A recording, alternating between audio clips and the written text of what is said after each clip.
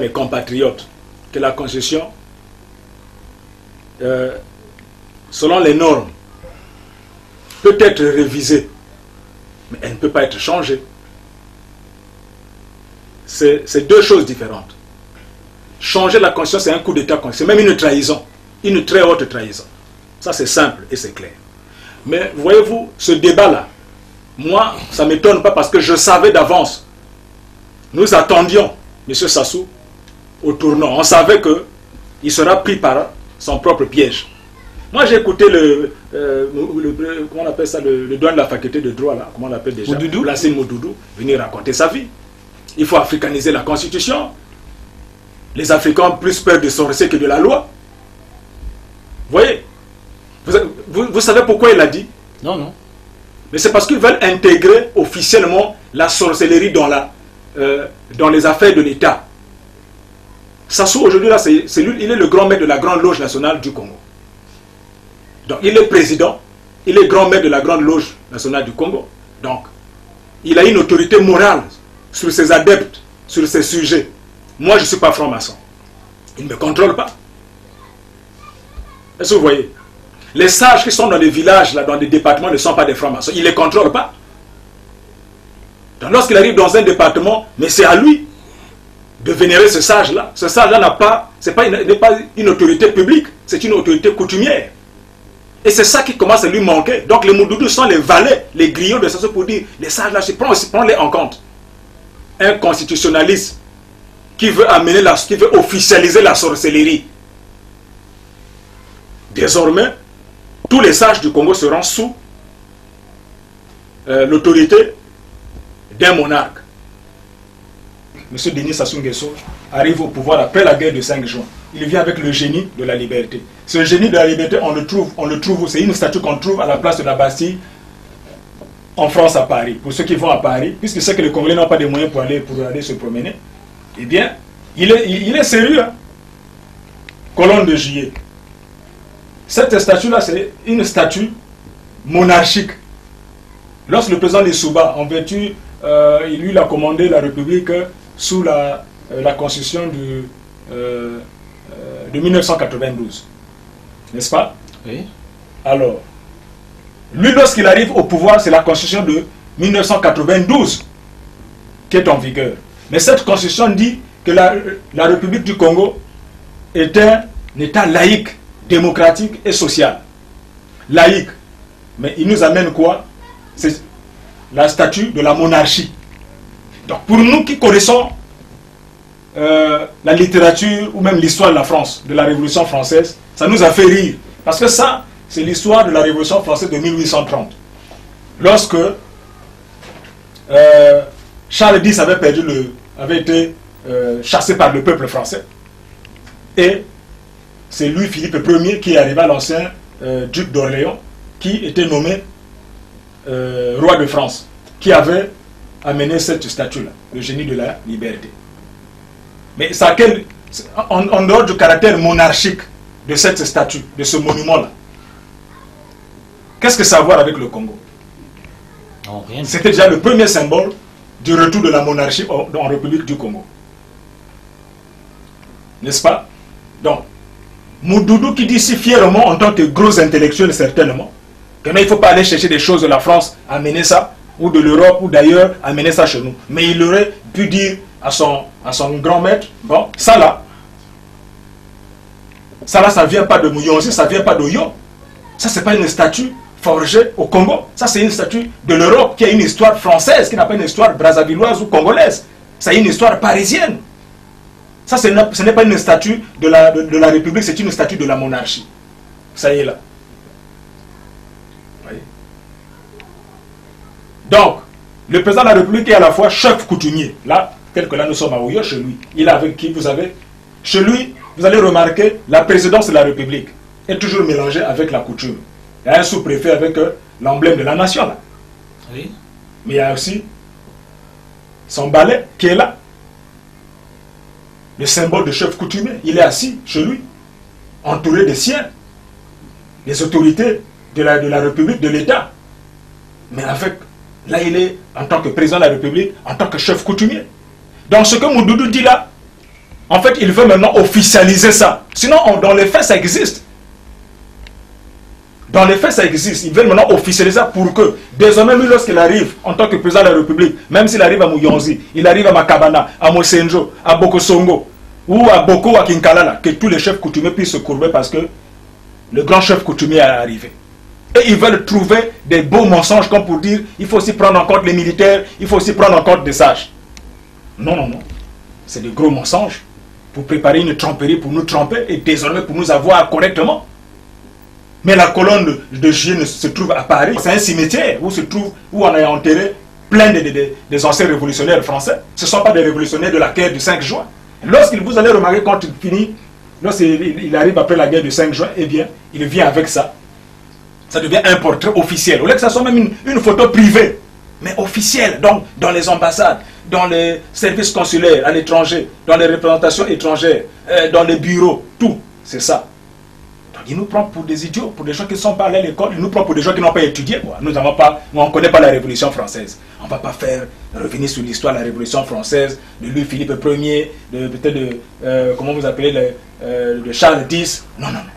Monsieur Moudoudou, qui est un constitutionnaliste, qui nous dise, ça là, est-ce que ça a été forgé au Congo pour dire qu'il ne faut pas aller prendre des choses des Blancs?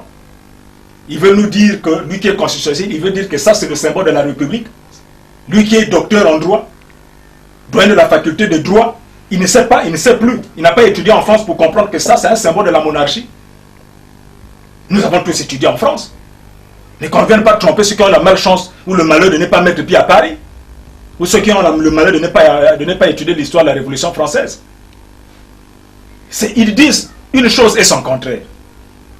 Monsieur Sassou, toujours, puisque c'est lui, après Dieu au ciel, c'est lui qui représente, donc il est le descendant de Dieu, comme étaient les rois, les pharaons d'Égypte, qui étaient les représentants de la déesse du soleil.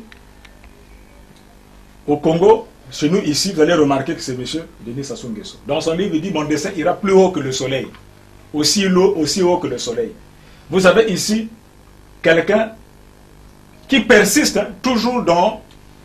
Vous avez ici. Ouais. Ça veut dire quoi? Il dit, vous avez le drapeau national qui est l'emblème de la République. Vous avez la Constitution dont vous parlez, puisque vous voulez vous parler de la Constitution, elle est là. Vous avez les deux colonnes. Ici, les deux colonnes jumelles. Vous avez ici Jacquin et Boaz. Vous voyez? Dans le monde mystique, Boaz est représenté par une colonne noire normalement. Vous avez la Constitution ici. Et vous avez la troisième colonne représentée par lui-même, l'homme parfait. Pour se placer devant cette colonne-là, devant ces deux colonnes, qui sont là des symboles franc-maçonniques. Alors que la Constitution interdit le mélange de la religion avec l'État. Mais ici, voyez-vous,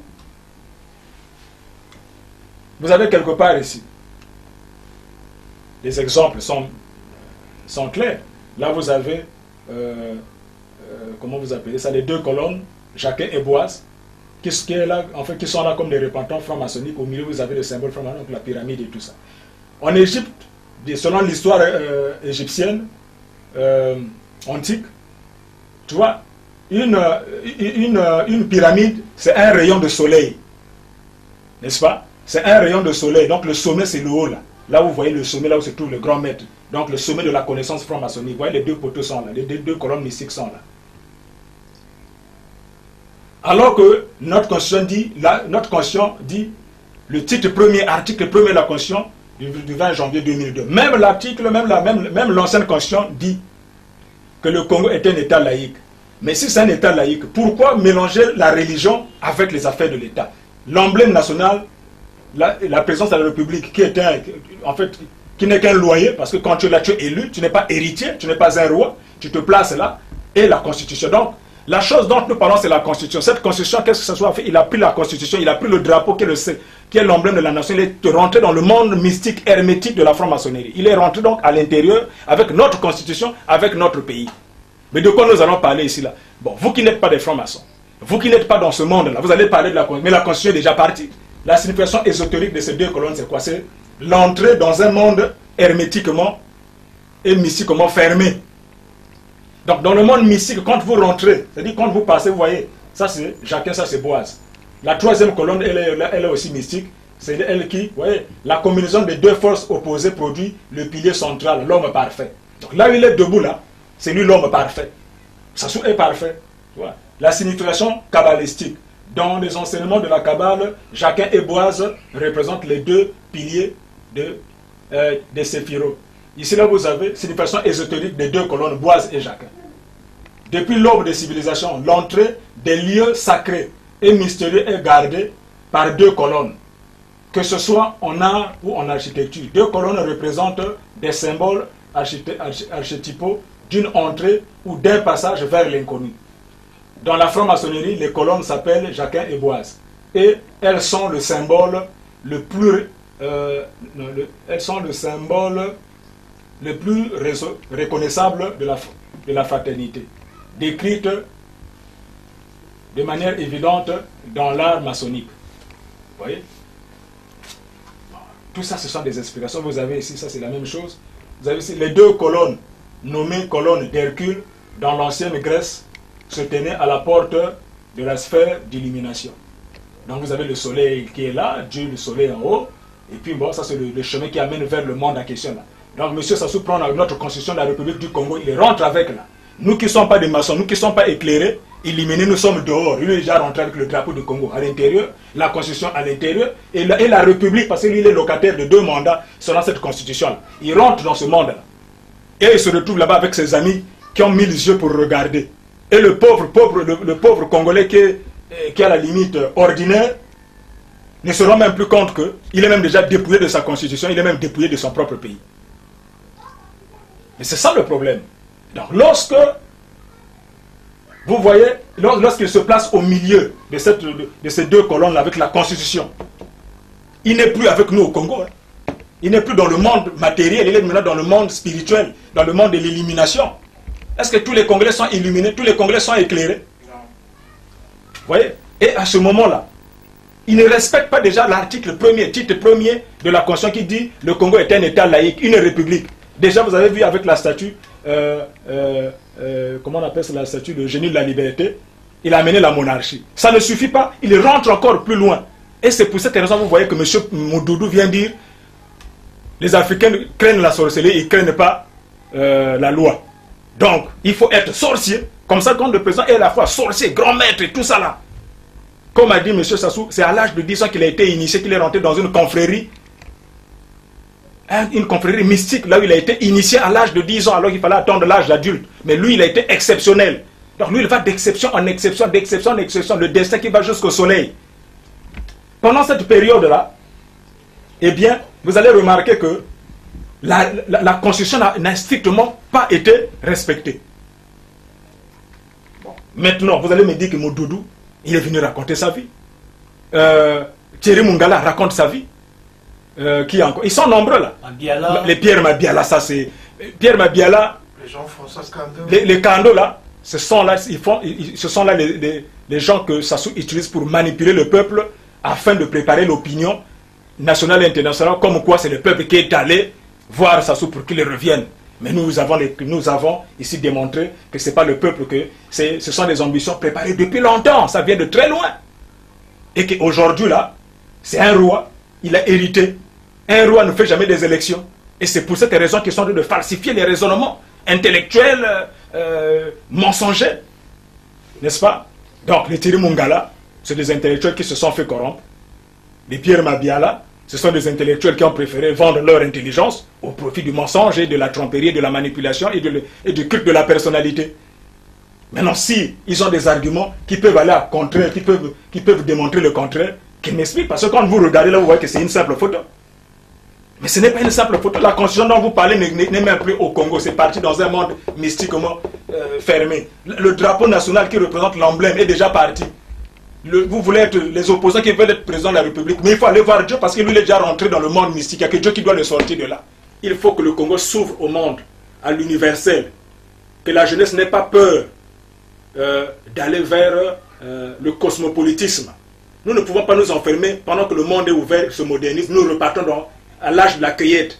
Nous repartons encore au néolithique. Parce qu'un certain docteur, douane de la faculté de droit, dit qu'il faut africaniser. C'est horrible, c'est même sinistre. Je sais que c'est fantaisiste, il le fait parce qu'il a beaucoup de beurre dans la bouche. Mais sinon, à la limite, je peux même dire qu'il est sous, ivre de richesse, ivre de l'or. On ne peut pas raconter n'importe quoi. Un doué de la faculté de droit, ou dans un monde qui se modernise. Donc, vous pensez qu'il dit, qu'est-ce qu'un serment africain? Donc, ça veut dire quoi? Que le serment, un serment africain, pour être valable, pour être puissant, il faut être sorcier. Donc, il faut respecter le sorcier, il ne faut pas respecter le juriste. Mais dans ce cas, fermons les universités de droit, des facultés de droit. Non, non, non. Eux, ils sont arrivés jusqu'au doctorat en droit. Ils veulent que les autres aient des doctorats dans la tradition, dans la coutume. Vous ne voyez pas que c'est un mensonge bizarre, là, pour nous abrutir, pour que nous restons dans les ténèbres de façon éternelle. Mais c'est grave. Ça pouvait être dit de quelqu'un, d'un simple étudiant, je peux comprendre. Mais dit de lui, ça fait rire. Il n'est plus crédible, là. Mais ce sont des gens qui conseillent mal le président de la République. Personne ne peut lui dire, monsieur le président, ne reproduisez même plus des exemplaires parce que ça vous rend égoïste. Vous étalez votre égoïsme. Mais ne faites pas des... Mais ça, c'est un portrait officiel. Ne faites pas de tels portraits. Parce que il n'y a pas que nous qui sommes illuminés. Il y a aussi des gens qui sont illuminés. Il n'y a pas que leur Dieu qui est fort. Mais nous avons un Dieu. Moi, mon maître, par exemple, c'est le Christ. Moi, je vénère Christ. Mais le Christ m'enseigne. Moi, j'ai des bons rapports avec Christ. C'est lui mon maître. Donc, quand je regarde des trucs comme ça, dès que je vois, je souris, je dis, mais regardez-moi ça là. C'est quoi cette histoire? Mais il n'est pas Dieu. Dieu a dit dans ma Bible, moi je ne suis pas franc-maçon, mais dans ma Bible on dit ceci. Dieu n'a pas trouvé un homme parfait dans ce monde, il a trouvé que Christ. Donc il n'y avait que son sang qui était capable de nous purifier. Parce qu'il n'y avait qu'un seul parfait, c'était le Christ. Mais vous voyez là où il se place, là. Vous voyez bien que dans les explications, là il a la place de l'étoile de David, la perfection. Est-ce que vous êtes sûr que ça soit parfait? Mais s'il était parfait, il ne devait pas être poursuivi pour les affaires de bitch, par-ci, par-là, bien mal acquis. Christ a été poursuivi, mais à la fin les gens ont regretté. Car c'était le Messie. Il était parfait. Et jusqu'aujourd'hui, là, c'est toujours 2014 ans après sa mort. C'est toujours Christ. Même moi, je vénère mon Christ. Voyez-vous? Donc c'est pour dire que nous ne craignons pas le monde. Ça là, c'est parce que les gens sont à la recherche du pouvoir. Mais ayez de l'amour. Nous ne sommes pas contre. Moi, je ne suis pas contre le président de la République. Je ne veux pas qu'il soit encore président. Parce que on a trop vu des troubadours, on a vu trop de choses bizarres là. Il faut purifier le Congo. C'est pas parce que quelqu'un va être sorcier que nous allons avoir peur. Donc on va tuer tous les Congolais. Non, vous n'allez pas nous terrifier parce que vous êtes des sorciers. Nous, on n'a rien à foutre des sorciers. Nous, dans notre Bible, on dit une malédiction sans cause n'a pas d'effet. Donc un gros sorcier, le plus sorcier du monde, peut se taper le luxe d'en sorcerer jour et nuit. Tant que le Christ n'a pas donné son avis, ou notre Dieu à nous n'a pas donné son avis, c'est sans effet. Au contraire, ça peut même vous revenir. Donc nous, on se dit, nous sommes la lumière comme le sel de la terre. On doit éclairer le peuple. Ça là, c'est grave. La Constitution est claire. L'article 1er, titre 1er dit, le Congo est un État laïque. Mais là, nous voyons que c'est un État religieux. C'est quoi cette histoire?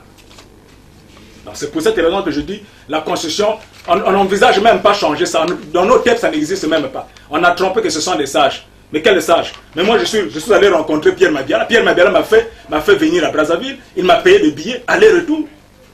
Il m'a dit, bon, moi je vais faire de telle sorte, je vais rencontrer le président, donnez-moi, je vais donner les CD de notre mouvement, de Paris, un peu partout.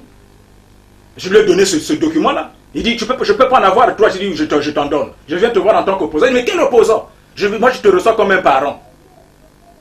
Mais je vais aller voir le président de la République pour qu'il te fasse comme il me fait. Moi, il me donne de l'argent pour que j'aille voir les jeunes, les sages, pour que les sages demandent la Constitution. Toi aussi, tu auras des moyens. Donc, c'est pour dire que je multiplie par zéro tout ce qui sont en train de tromper dans les télévisions là. Pierre Mabiala me l'a dit comme nous sommes assis avec vous comme ça au salon. Dans la tour Mayombe, 19e étage chez lui. Donc, c'est Sassou qui leur donne des moyens pour venir nous voir, pour nous venir. Donc, moi, je n'ai pas besoin de l'argent de Sassou pour que je vienne vous voir, que je vois les jeunes, que je vois les sages pour leur dire, allons-y, non. Pierre Mabiala, ce n'est pas les jeunes qui sont allés le voir, c'est lui qui est allé le voir. Il demande la permission du président de la République, Sassou lui donne les moyens. C'est lui-même qui m'a expliqué. J'ai les 2 billets aller-retour. Je suis allé avec des gens, j'ai des témoins. Donc tout ça, c'est le mensonge. Quand j'écoute les Thierry Mongala parler, exprimer une rhétorique contemplative, vide de sens, mais c'est du mensonge à 1000%. Ils ont déjà été trahis par Pierre Mabiala. Pierre Mabiala, même où il me connaît, mais il ne sait même pas que ça c'est un ancien résistant, quelqu'un qui a vécu dans des palais présidentiels, que c'est un ancien, je suis un homme politique depuis des années. Ça c'est des jeunes. Et du coup, bon, moi aussi, à la limite, moi, Pondingwari va attendre l'argent de Sassou pour qu'il aille aussi voir des sages. Quel sage je vais aller voir? Quel jeune je vais aller voir alors que moi-même je fais partie de cette jeunesse-là? Mais je ne peux pas accepter de me vendre comme ça. Que Sassou sorte d'abord le Congo du monde mystique qu'il a amené, qu'il sorte notre constitution dans le monde hermétique, qu'il prenne le drapeau qui est le représentant du Congo, qu'il amène le Congo hors du débat. J'appelle les sages, que les sages soient témoins de ce que je suis en train de dire. Vous les sages, qui voulez, dit-on, que Sassou puisse avoir un troisième mandat, que les sages là puissent demander à Sassou de ramener le Congo dans le monde matériel pour que nous puissions en parler. Mais le changement de la conscience n'aura pas lieu.